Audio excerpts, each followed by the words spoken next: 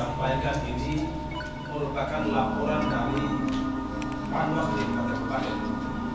Laporan tadi dijelaskan oleh beliau tadi bahwa dia hanya berupa naratif terkait dengan kuantitasnya dan lain itu dia didokumentasikan dengan form-form, dan itu nanti setelah itu kita akan diskusi ke Pak Sofi.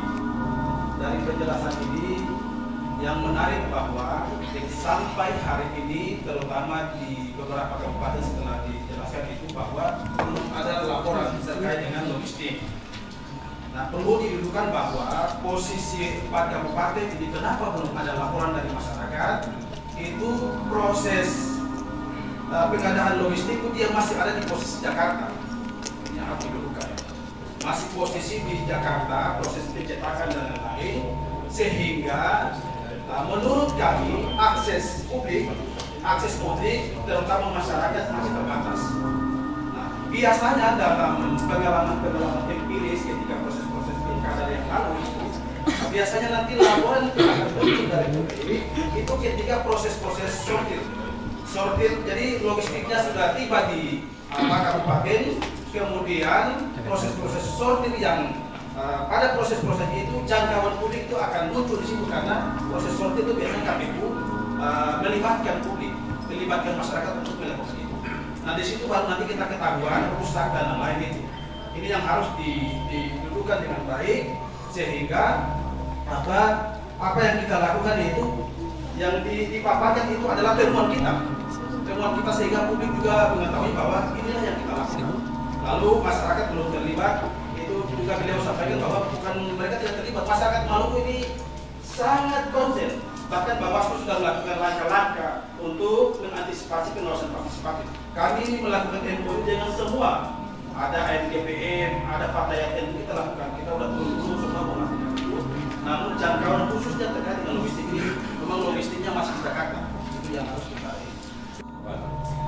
Yang pertama, kami lakukan sosialisasi pengawasan partisipatif yang melibatkan multi stakeholder. Jadi ada kelompok pemuda, ada tokoh agama, ada pemerintah daerah, ada kepala suku, kepala adat, semua kita melibatkan. Jadi salah satu contoh, sewaktu Pak Gubernur akan mengadakan rapat kerja di Kapal Madang, beliau lewat staf Bapeda datang ke saya, kemudian menyampaikan bahwa akan melaksanakan kegiatan di sana. Saya bilang, boleh Bapak, silakan. Tapi Bapak harus ingat, jangan sampai ngomong kesalahan. Karena yang banyak itu adalah tokoh masyarakat, tokoh adat itu sudah kita berikan sosialisasi, kita berikan bimbingan bagaimana mengawasi, jangan sampai kita salah ngomong. Jadi saya hanya ingatkan seperti itu. Kemudian itu dilakukan, yang kedua kita lakukan sosialisasi pengawasan partisipatif itu di 4 kabupaten kota, masing-masing Seram bagian timur, kemudian Guru Selatan, Maluku Barat Daya, dan SPT Seram Timur. Kemudian yang keempat, yang keempat kita tindak lanjut ya, follow up itu dengan membentuk OMS atau organisasi masyarakat sipil yang melibatkan pertama pimpinan wilayah pemuda Muhammadiyah, Fatayat NU, ANGPM, PMKRI, dan BKPMI. Nah, karena ada hambatan terkait dengan transportasi untuk berangkat ke Aru, itu baru rencana besok kita akan ke Aru untuk membentuk pengawas partisipatif di sana.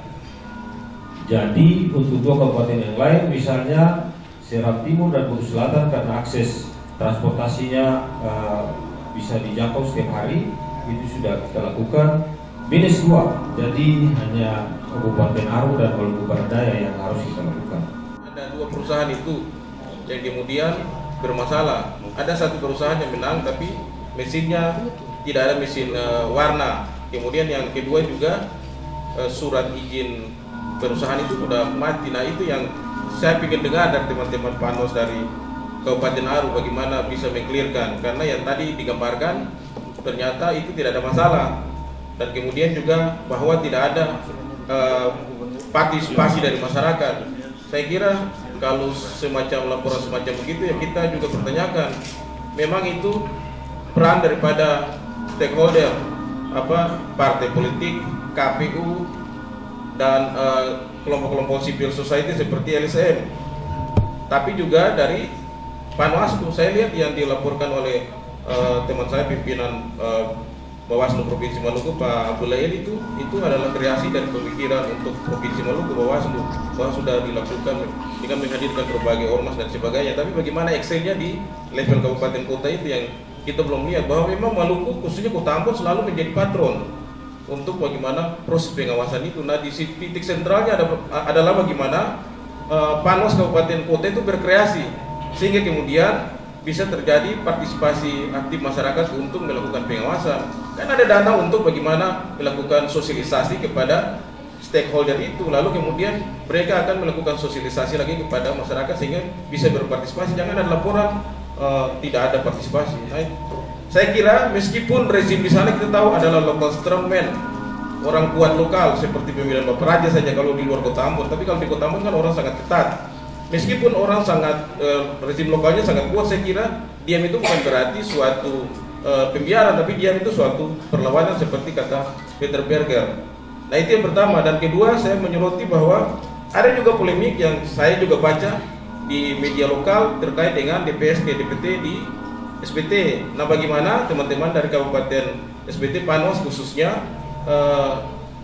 bisa mengklarifikasi proses itu? Apa memang polemik itu dia berpengaruh terhadap pencetakan surat suara, dan kemudian ada juga pelaporan mengenai dana hasil pelaporan dana kampanye pemilu itu oleh calon itu kenapa terlambat?